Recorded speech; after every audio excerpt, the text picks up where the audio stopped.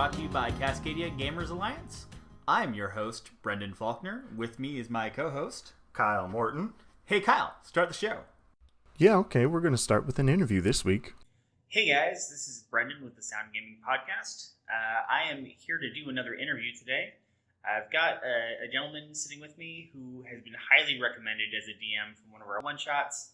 And I've been told that he's done some pretty interesting things with some rewriting of rules and adding some sci-fi flair. So we just wanted to kind of sit down and talk with him for a few minutes. Hey Jeff, why don't you kind of introduce yourself? Yeah, so I've been playing D&D for probably 3 years or so now. Started after watching Critical Role, right. Kind of getting into it. My first group, so the first time I played as an actual player was at one of the one-shots that you guys hosted. Oh, wow. I've That's only very ever cool. played as a D&D before that, or as a DM. Okay. And my first campaign was me as a DM with 7 players. Yeah, I know that goes. And so there are a lot of twists and turns. Sure. The biggest thing that usually happens in any game that I DM is you don't go by the plan, because there's always what you plan and then what actually happens. Definitely. Anything. Definitely. No matter if you're playing D&D or real life, or you just have to understand that that's what happens. So this idea of like people kind of coming back to D&D or like being introduced recently, I've seen that a whole heck of a lot. Who kind of pointed you in the direction of Critical Role? I had a buddy who basically he, for fun, just surfs the internet and found it one day. Okay. And then thought it was interesting and sent it to me. Cool. And then once you kind of saw it and you had that hook, how did you organize your first game? So I took part of the plot from one of my favorite books that I read a long time ago, and read the DM manual and basically took the book and part of the plot and meshed it with some of the characters in D&D, some of the different monsters and backstories and stuff, and kind of wrote a story around that was kind of similar to the plot of one of my favorite books, but not close enough that anybody could tell. Do you mind if I ask what book it was? Sure, it's it's a trilogy. It's by C.S. Friedman. I can't remember what it's called. It's okay if you remember later. The first book is called Black Sun Rising. Black Sun Rising. Okay. I'll definitely check it out. I also tend to steal a lot. Recently, I've been stealing a lot from Patrick Rothfuss. He did the Kingkiller Chronicles. I'm not sure if you're familiar, but that's something that we definitely encourage DMs, new or veteran, always steal resources, because once you put your own twist on it, like it's gonna be both what you love and then you're sharing what you love with the players that you have, and it makes for a better kind of situation for everybody. Right. Once you kind of have that plot line set up, how did you recruit your friends? Like, you had 7 players. That's awesome. How did you get so many people at once? Yeah, well, I had a bunch of people who always wanted to play it, but never really got around to it because there's a lot of reading involved to start up. Sure. And so a lot of my other friends got into watching Critical Role as well, so it was easy to get them to come over once they saw it. But, my first group, I still play with one of the guys. His name's Tarye. I'm sure you know him. Yes, I do know Tarye. So, kind of feels like he touches pretty much everybody who comes through this podcast in one way or another. He's definitely kind of our biggest cheerleader. Now I have a mental image of Target as a cheerleader, which is kind of awkward. I hope he listens to this. Not too far off. Yeah. I mean, sometimes. If you can pull off Gaston, I'm sure you could pull off pom-poms. Yeah. So let's see. All right. So when does a game feel broken to you? So my mindset going into any campaign is that the players, so as the DM, the fun part for me and the energy that I like to spend in creativity and things like that and world development, that fun time for me is before I interact with the players. The fun time for the players is when I'm presenting the world to them and they get to interact with it. And my role as the DM is to provide them with a space for them to do that. So when I look at game breaking, it's not, I don't view it as game breaking. I view it as I need to now adapt my world to accommodate what the players want to do because it's about them, not me at that point. And that's a very, very strong point. I feel that most of the DMs who struggle very difficultly with this feeling of their game got broken, it's because they're coming to it without kind of a sense of humility for the players, and without they have more interest in kind of railroading or leading things down a particular path, and they don't leave room for that to happen. You do need some level of railroading. You do need to have them have some sort of linear path for them to follow. Right. But just kind of being upset that the players used their abilities to the best of their ability to being creative. But that being said, has a player ever done anything crazy that just completely derailed you, where you had to start improvising on the fly? For sure. No, I've had 8-hour sessions where the first hour the whole thing I planned is done and they have to. So I mean, it definitely happens. But, yeah. I'd say like the more experience I got at DMing, the more I realized that you can have. It's much easier to have like a 3,000 foot view where you're looking down and saying, okay, I have things that I can have them interact within these areas. Yeah.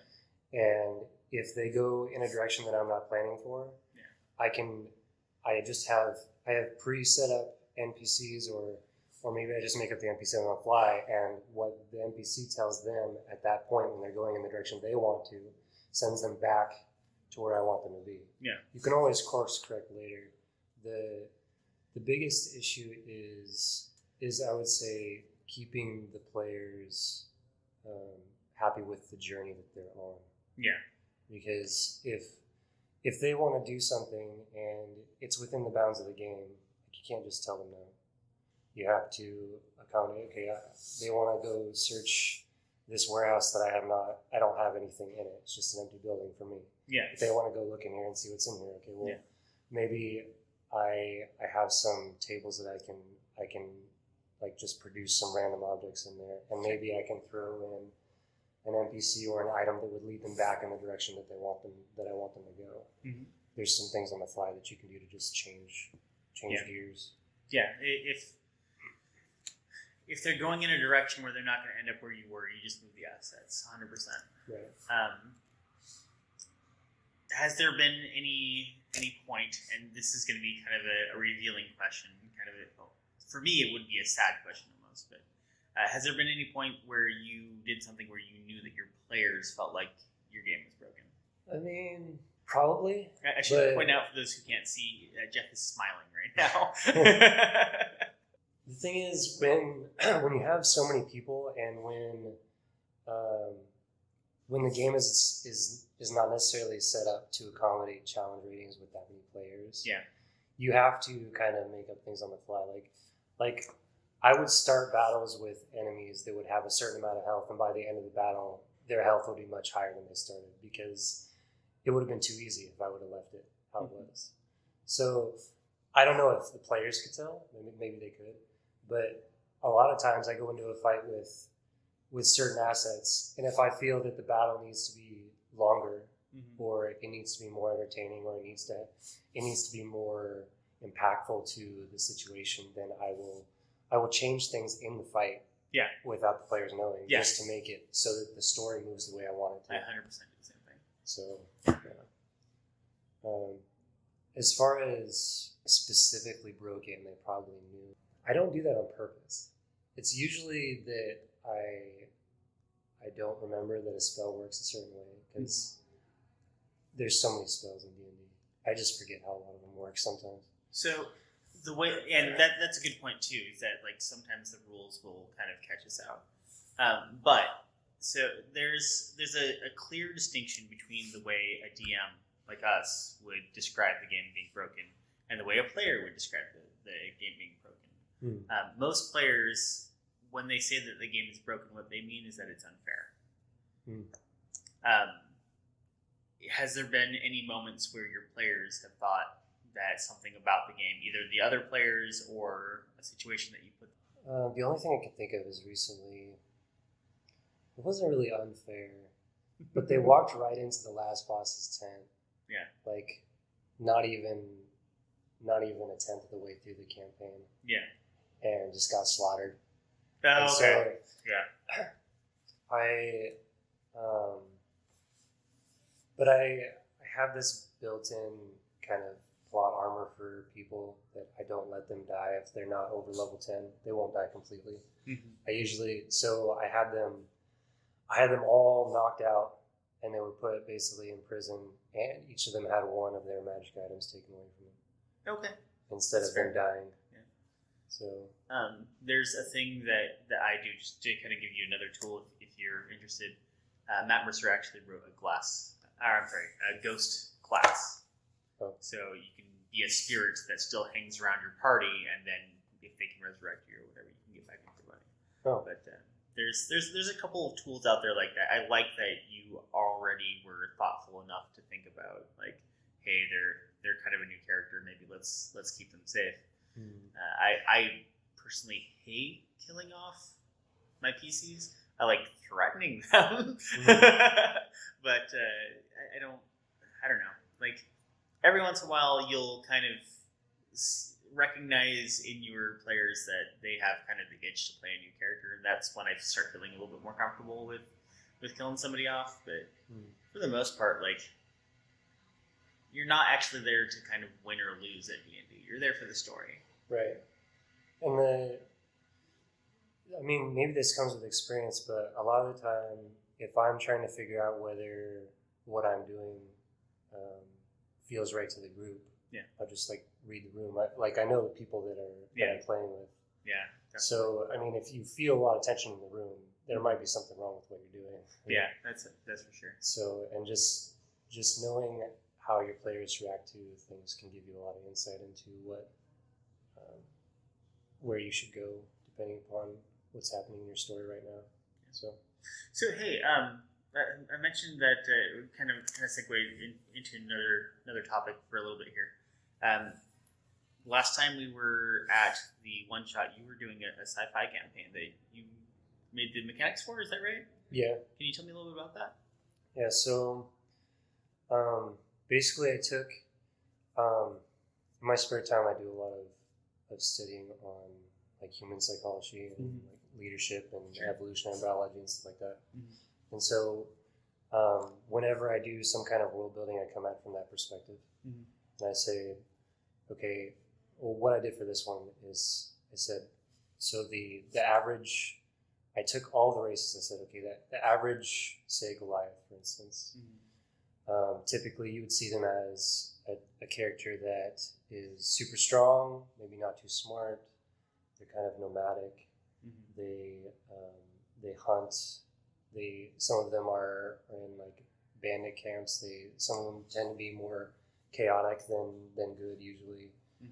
So I took each of the races and I did that kind of thing to them. And I said, okay, if technology advanced at a similar pace that we are, and we project into the future that technology eventually advances to Star Trek level, then what would the races be like? And so I took and I created a character for most of the races, and said, okay, if typically these are the smart races, and I said, okay, elves and gnomes probably created the technology.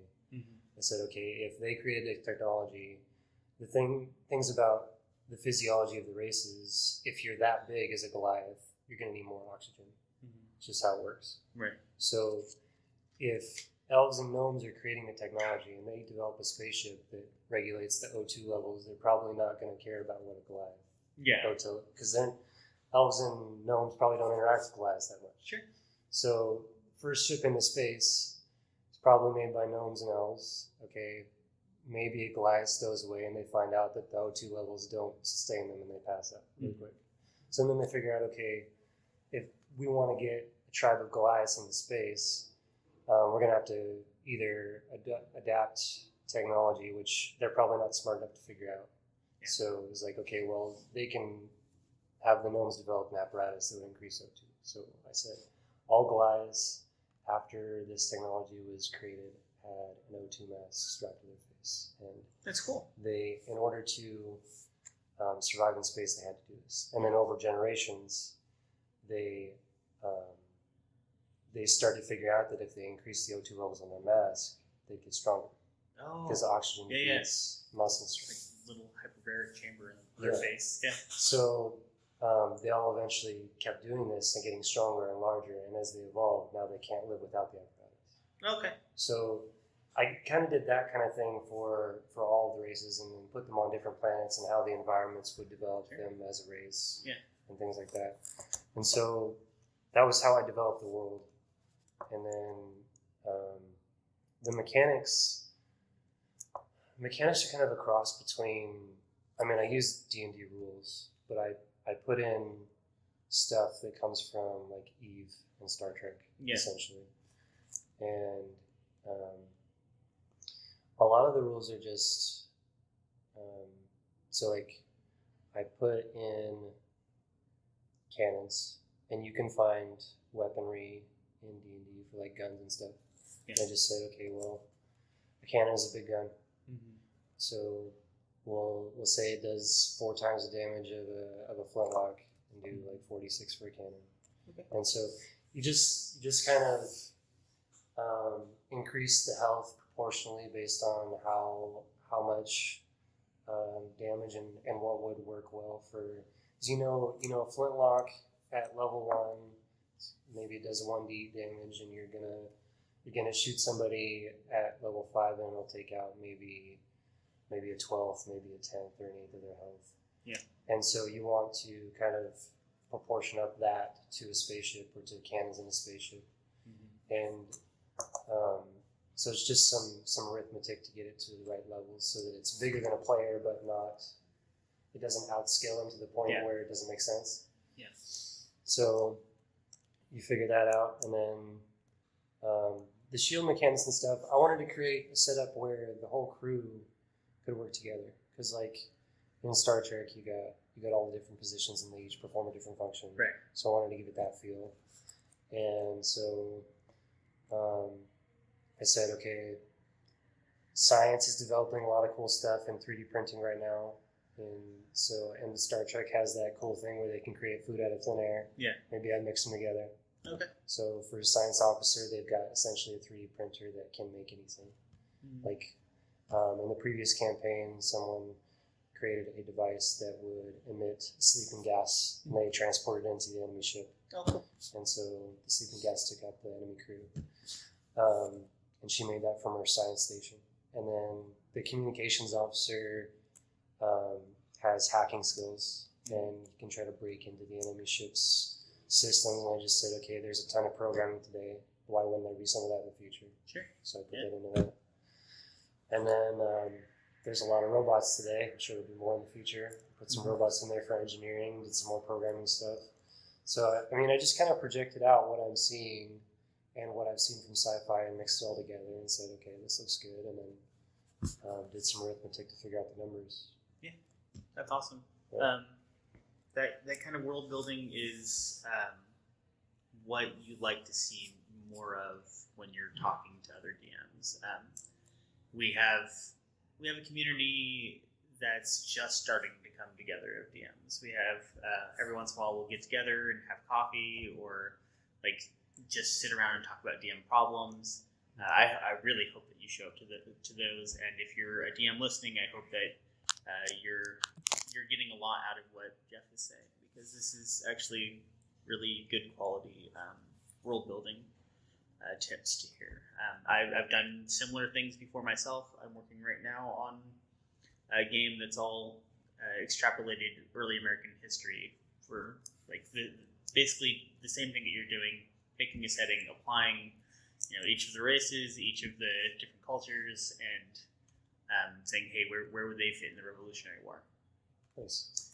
Kind of coming back on topic again to game breaking. I've been talking a little bit about kind of the interior aspects of either having characters break the game, or maybe even DM accidentally breaking the game. What about the players themselves? Interruptions at the table. How do you handle people kind of not playing the game while the game is going on? We get some of those. Cool, do this. Oh yeah. We have meta pigeons too. But everybody's pretty good about, because I mean everybody watches Critical Role or listens to some D&D podcasts, and everybody in my group is like, okay, my character knows this right now. And they say that out loud so that they remind themselves. Yeah. Like, this is what my character knows. I don't know that yet. And so everybody's pretty good about that. Sometimes they're a little bit of metagaming, but there's not a huge amount. And it's just about, as far as if you have the actual players trying to go around the room or something, if you're the DM, it's also part of your job to kind of regulate what's going on. Mm-hmm. So if you have a player that is disrupting your game in that kind of fashion, I would, and I've had that before, because in my first group there was some of that. We were all new to the game, and basically what I did is I forced them into situations where the group had to stay together, because usually metagaming only takes place if the group splits up. If the group's all together, everybody knows the same thing. Gotcha. So if you force them into situations where they have to stay together, then you reduce the amount of metagame that will take place. Yes. So that's a good thing to give a shot if you have a lot of that. But if the players are deliberately trying to like antagonize the other players, and it's gotten to the point where it's not fun anymore, it's I'm trying to ruin your fun, then it's very easy to say that a bandit snuck into your room that night and did something to the player that you didn't notice, because their stealth, you would have to roll 30 to see this person do this. And basically force them to stop or within the game. Instead of taking it beyond the table, you can do it in the game. And that takes the personal element out of it. So I feel like that's a better solution than doing it outside of games. Sometimes you have to, but it's much easier to put it into the story, and then it becomes less personal and more game related, and then keeps everybody involved in the game. Instead. My solution was to have them roll meta damage. If it was, we'll take 1d6 meta damage and stop.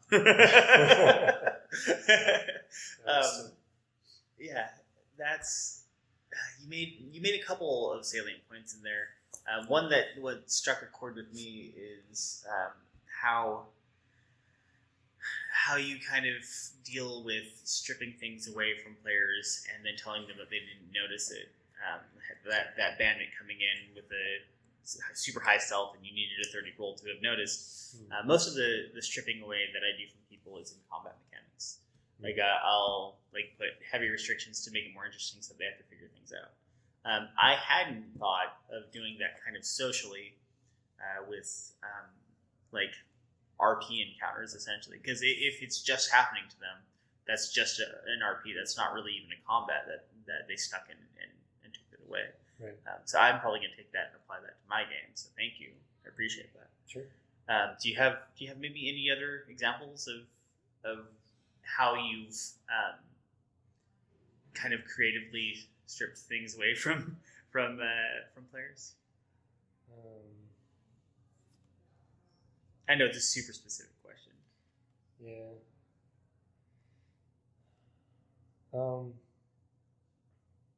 I do. This is going to be really revealing, but I do a lot of pigeonholing in my campaigns. Okay. Like if characters go in a direction that I don't want them to, it's very easy for me to move them back because of the way that I've set up my campaign. Like when I go into a game, the amount of planning I do is like minuscule in the scope of the game I'm running. Yeah. Because I know that it's not going to go to plan. Yeah. But I'm used to improvising every game. Yeah. So I basically make bullet points. Yeah, exactly. I call them beats, like you're actually improvising it. I usually have 3 per game. Right. And so if something happens that that I don't like or that is going to disrupt the game that I want to play, then I will say something like, I'll just like roll a couple dice and say like, you notice something. Yeah. And what they notice generally points them where I want them to go. Yeah, so instead of rolling dice, I'll just ask them, hey, what's your passive perception? Oh yeah, you notice this. Right. So you can kind of move people where you want to. Sure. You just have to do it in the right way. As far as like taking things away from people so that they're forced to do something, it's nothing that I've systematically like developed in my brain. It's more like a more reactionary, maybe. It's more reactionary, and it's like once you know your players, you know how they're going to react to certain things. Yeah. You kind of just go with the flow and put stuff in their path that's going to make them do things because you're used to it. But I mean, you can't do that right off the bat. I tend to like to identify players who I can use like humor to humiliate them into doing what I want. Right. Yeah. That works too. You go around that corner, you get sprayed by a skunk. Now you're going to stink for the rest of the game. Don't go around that corner. Okay, so final question: do you have any like aspirations for kind of what you want to do as a DM, or do you want to? Are there any bigger projects that you're working on that you kind of want to go forward from here and kind of produce?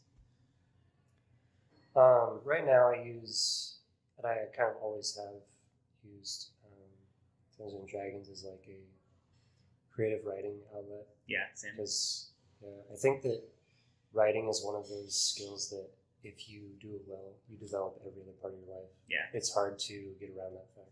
Yeah. So that's what I use it for. I want to eventually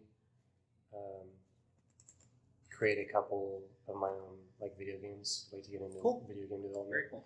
And so I'm working on that, and this will help me in that. Yeah. But as far as like anything with the Dungeons and Dragons community, I just am building my games so that we can have fun with the guys that I play with. That's awesome. So, All right. Well, hey, once again, this is Jeff Heaps. I'm Brendon Faulkner. This has been Sound Gaming, and we're coming back to you, Kyle. You guys enjoy the rest of the show. Sweet, thanks. All right, now let's get back to the show. The main podcast segment, back to talking about breaking the game. Here you go. This kind of comes back to like who we are as people, right? Like, and like one of the founding core principles of CGA and sound gaming is that everybody deserves to be heard. Everybody has that right and that need to be heard. Yeah.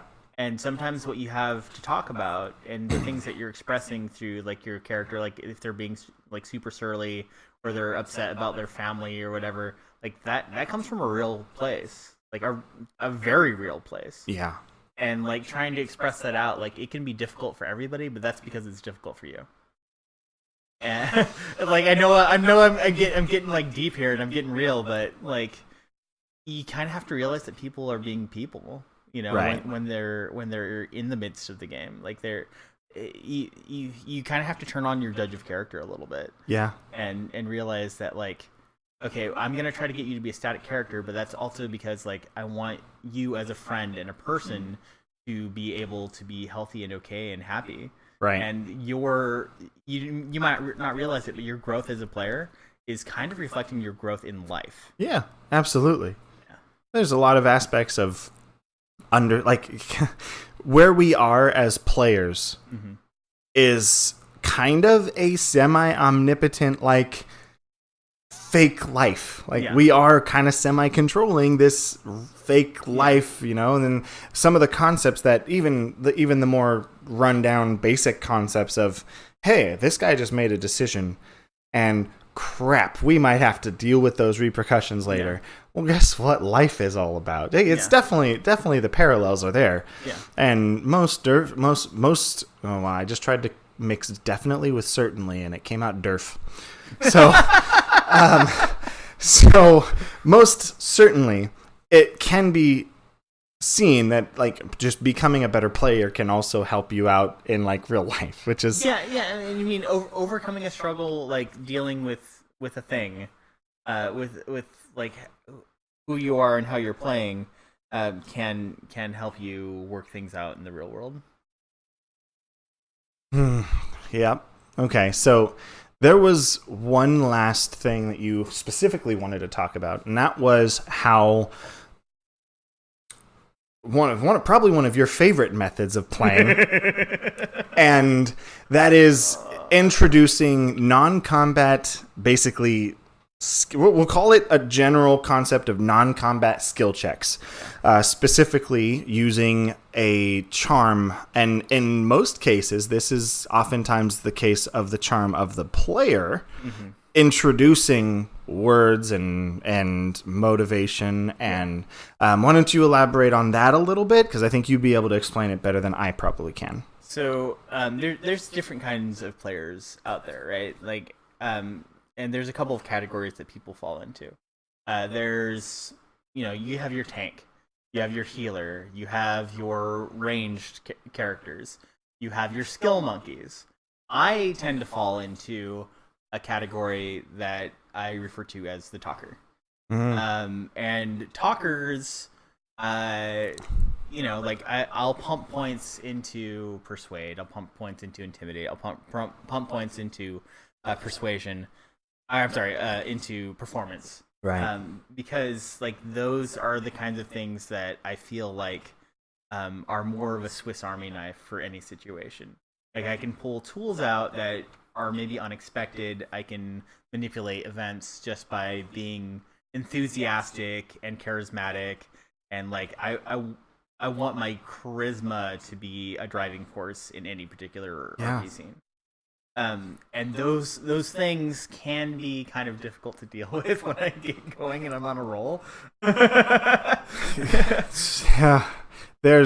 I think there's a very specific skill for a DM to understand what's going on. Yeah. The player is trying to be clever. Yeah. They are trying to use their skills in a creative way that happen to... Okay, so what you just did technically would require a persuasion roll, but I already know you've got a +9 to persuasion. Yeah. So maybe this guy doesn't care at all about what you're trying to pitch, and you actually have to make a sleight of hand. Yeah. So but to be fair, I'm right there with you. Like I would love if I can manipulate a situation by cleverly saying words. Yeah. Is essentially what it amounts to. It really is. Like I will 100% like before an engagement, if the creature is a thinking creature, if I'm up against a sentient, oh man, I'm gonna get in your face for a minute and see what I can kind of pull out of this situation. Sure. Because I don't always necessarily want to let it go to combat. I know other people are there for the combat. I understand that that's a big part of the game. Yeah. But I'm going to try to manipulate the situation into being an RP situation as opposed to necessarily being a flat out combat. And that's my trade-off is that I don't necessarily build my characters for high combat. Like as a sorcerer, I'm going to be taking charm. I'm going to be taking all of the different things that you can do. I'm going to be taking geese. Hell yes, I'm going to be taking geese. What is that? It's where they're going to do what you say. Essentially, they're not just charmed by you. GUISE? GEAS. GEAS. You're under a geese. A geese is like a directive. Like a thrall kind of thing? Yeah, I'm going to be taking geese. I'm going to be taking... Interesting. Suggestion. And I'm going... like that's another one where I'm in common with Rob. Like Rob will, I suggest you to death. I suggest that you do this. I suggest that you do that. I suggest that you do this, and then like we'll see what happens. But for the most part, it's kind of like that ace in the hole to try to get something else to happen when the situation seems kind of rough. Sure. And so, like, as we're just discussing this, I'm thinking of the kind of shut in, shy player in the corner watching you do this and twiddling his thumbs because he's waiting to roll initiative. Yeah. And like, my goodness, when 100%, I can totally see how this in that role could feel game breaking. For the person who's just, can we just fight the boss now, please? Can I have a sword? I'm the barbarian for a reason. Come on, let me swing the axe. Let me rage for a couple turns. I'm good at yelling and swinging a sword. Not so good at manipulating my words to sound like butter. Sorry, guys, but obviously they're not going to say this. They're just going to sit there and potentially have a terrible time. Yeah. So, like, as the DM here, how would you handle something like that when it's very clear that maybe 2 of your players out of 5 are just wanting to move on and get to combat, versus the other 2 who are like trying to talk their way into non-combat? Yeah. Especially when it's like a planned combat that you had orchestrated already. Like, how likely are you to let that phase what happens? I'm probably guilty of letting the talkers into situations that are fun because I find them fun. Like I probably should work on it more. And my intended format, I've kind of touched on it before, is a 3-act play format. Sure. And I like there to be an opportunity for RP so that they can get that out of their system. And it usually comes well before we actually have a combat. Combat, I like to be the last thing of the day. It's either combat or Dominion level play. If the thing that they beat is big enough where afterwards they have resources they want to spend, then I'll do Dominion as the third. But if it's just combat, like it'll be RP, then maybe puzzle, then combat. So I space it out. When they get into that. I try, like, there's enough monsters out there as well that aren't thinking, so if you're needing to take care of your players who really want to do a bunch of like interesting combat, maybe I'll combine puzzle with combat as well, because those are fun. Those are all like you always make it way more interesting when you have them having to deal with something else besides just the enemies. A particular battle with giants comes to mind. Yeah, like I say that to you, and you say the 9-man Morse the fight. If I said that to Tony, he'd say the gravity fight from an earlier campaign. Gravity fight. Yeah, I had a puzzle where you. There was a big die on the table, and each number corresponded to a direction, and then you would roll a d6 every time the light went out. And when the light went out, whatever your number was, that's which wall you were either. Like, one would be the roof. So, like, if they were currently on 6 and you rolled a 1, you're going to be falling to the roof. To the roof. Oh, okay. So everybody had their own relative gravity. Oh! I see. So you'd end up in a completely different place. That's interesting. Yeah. Oh, and it's not like just a box. Like, it's an entire... Oh my goodness. I was working with 3-dimensional space in a way that most players don't think about. No kidding. It's like, so that's why the ceiling was so flat. It's like, I get it now. And those look like stairs. Well, they are now.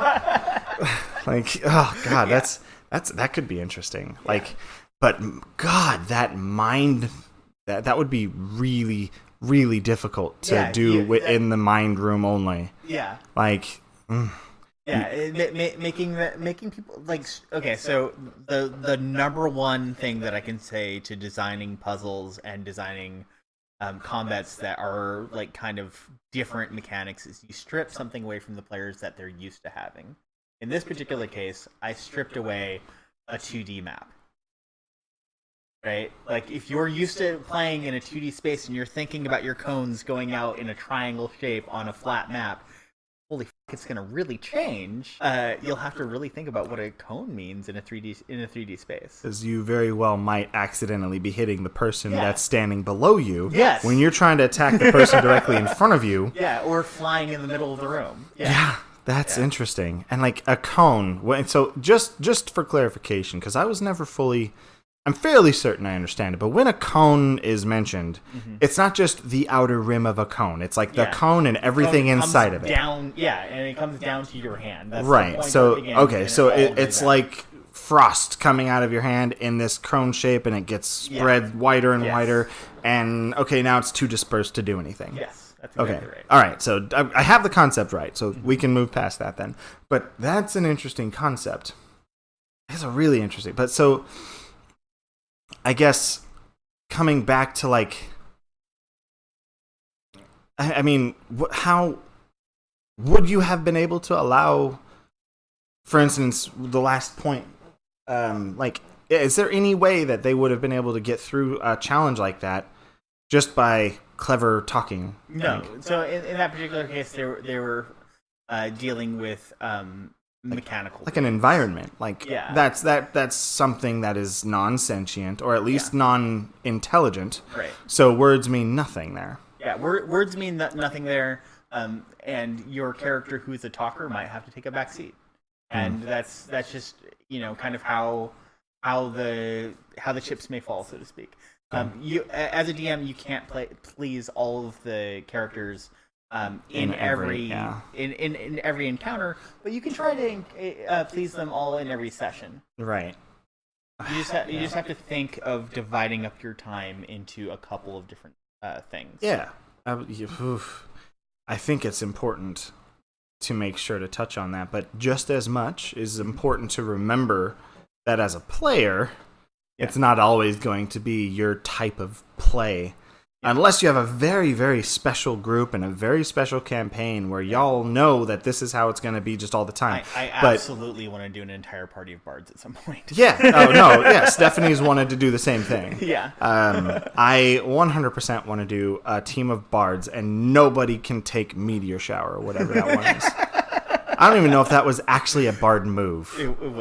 I don't think it was. No, I don't think it was either. But it's forever in my head as like an evil bard thing to do, just because of that one situation. She was playing a simulacrum at that point. Yeah, I know. We've had this discussion multiple times. But okay, so shoot, man, I don't know, because as much as I enjoy being in a situation where I feel that I can manipulate the situation just by cleverly describing something or cleverly introducing words or concepts into the mix for an NPC or a boss or whatever to contemplate. Yeah. I also am, like I said earlier, I'm the kind of player that I really don't want to mess with too much. Yeah. The story that the DM, like the obvious storylines that they have in play. Yeah. A really good example just happened in this same last Saturday session. Yeah. We had, the party in the previous session had just taken out some gigantic squid, it looked like a kraken, but it definitely wasn't. It was basically a really big beast and injured a lot of people, but plot twist, they won. Yay, cool, great. So now they're all injured in this town that's almost demolished, and this is where me and another player recently rejoined the campaign. Gotcha. And so I not injured at all. Other person isn't injured at all. The other two people are the other members of the group are just so unable to really compete because of all the disadvantages they have to do and the halved walking. So it's terrible. And all of a sudden we find out that there's because it was yelled out by a boy running through the town, there's a horde of hobgoblins coming. Mm-hmm.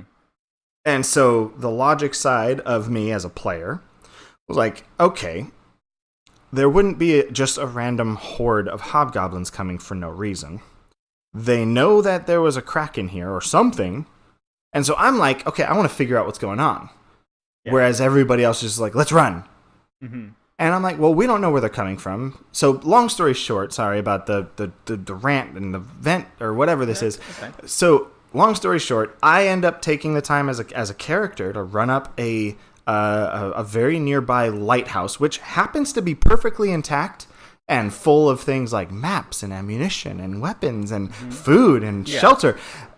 And I go up to the top of this, right? And I see, okay, well, I mean, there's 3 parties of like maybe scouts, but they've already set up blockades on every road that leaves the city. Mm-hmm.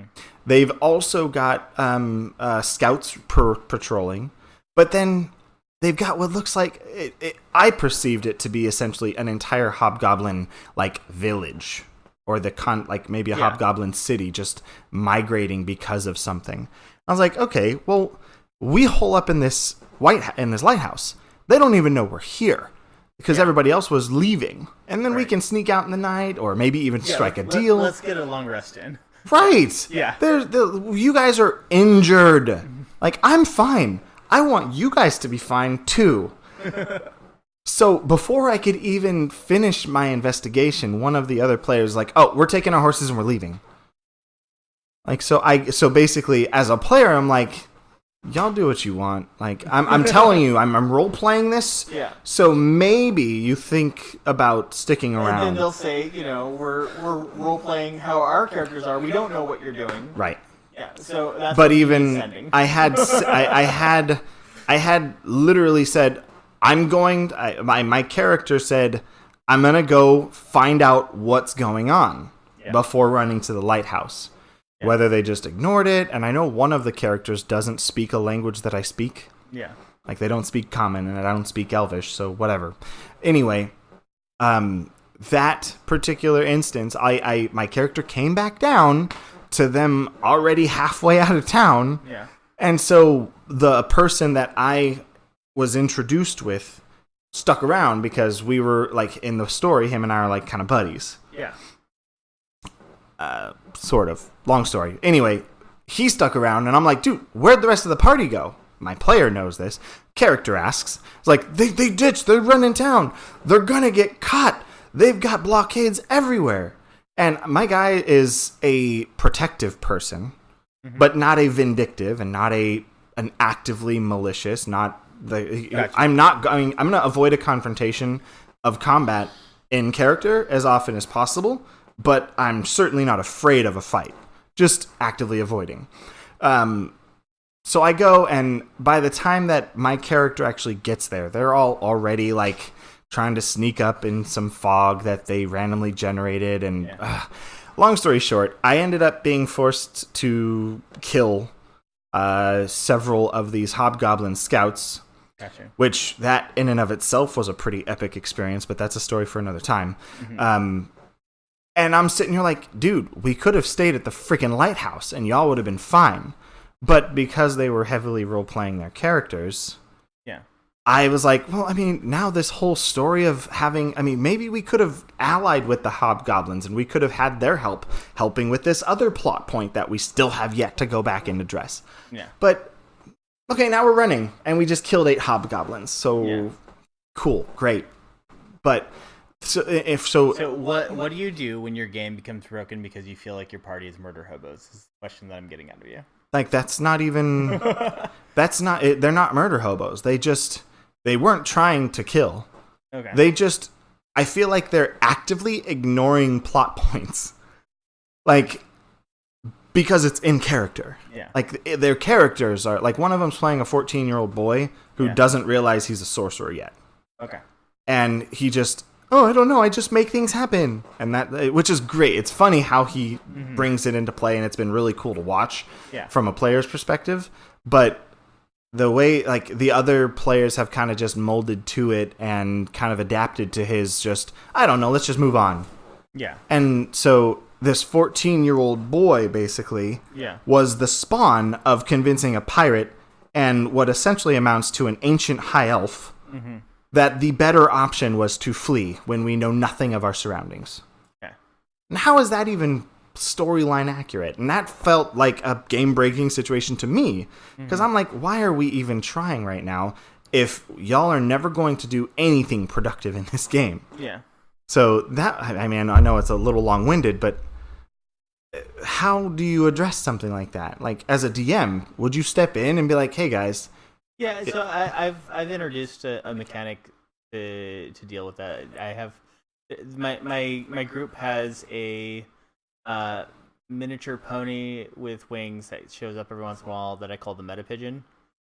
And I will. I was wondering what that was. I will literally like, "Coo, keep the group together." Coo. Like, you know, it just kind of be funny about it. Like they can ignore me if they want to, or they can ignore like good sense. But you know, just kind of like getting people's buy-in is usually not that hard to do as long as you're kind of being gentle about it. And that's from a GM perspective, which you asked about.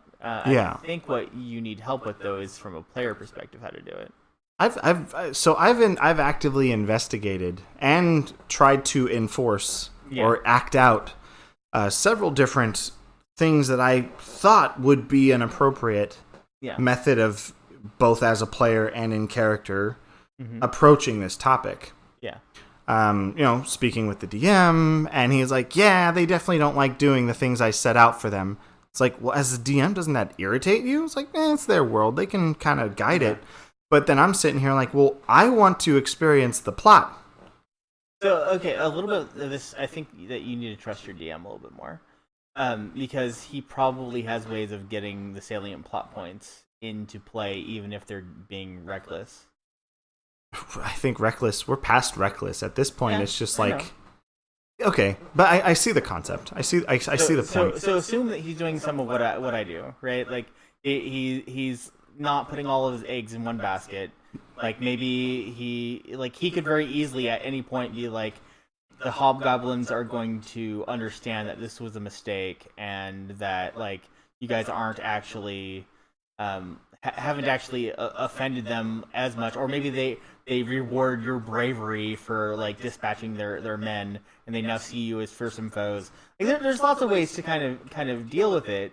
All is not lost, and your DM still has things that he's interested in showing to you. Yeah, absolutely. Which is like this is just one example of a time that I felt disappointed. I guess I brought it up primarily so that I can, like, because even in that plot, mixed in there throughout the entire time that I was role playing and all the other stuff, my character was very actively motivated to try and explain why it felt like the better idea. Yeah, and like the other players and the characters just heard hobgoblin and instantaneously just said, "Foe, they're gonna kill us!" And so you should ask your DM if he's willing to give you sending stones. That's key at this point, or some sort of magic that allows you to communicate with people over distance. I'll have to figure that one out. Yeah, that would solve some problems. Even if you go to your DM like as a player, and this isn't your player looking for it in story, you're like, hey, we need to have more communication on our team. Whenever we get split up, the rest of the party just goes ham. Feeling limited when you're not allowed to separate yourself from the party. Like, sure. How much do you like that character? Like, I mean, I guess that feels like a kind of a malicious point though. Like, I don't know if I'd go that route, but I'm going to be honest. Like, I don't like, there's another trope that I don't like, and the trope is the lone wolf. It's always difficult to deal with because then you're DMing two games. You're DMing two stories at the same time. You have to switch back and forth. Okay, this is what's happening in your little world. This is what's happening to the rest of the party. Right. And when that's going on, like even your investigation from the lighthouse, he was having to describe one set of circumstances to you. He's giving you this knowledge. He knows that it's frustrating you. Mm-hmm. Right? That sucks for the DM to have to do because he knows what the other players, how they're acting. Right. Right, so either you get on board and go ham with the 14-year-old boy, or you find a way to communicate with him. Ironically enough, Yeah. he told me to find a leader Yeah. and pair up. Yeah. Is what the DM recommended after that session, because he felt the frustration. Yeah. And his whole concept, he gave a hint. It's like, hey, buddy, the pirate needs a drinking partner. Yeah. I'm like, oh, all right. Well, that's how I cope. I'm just going to become a happy drunk. I mean, that's definitely one way to look at it. So, yeah, yes, gaining buy-in from your other players does happen when you start treating those other players like they're somebody that you want to be around. Yeah, that's just how it is. Even taking seriously. Yes. Yeah.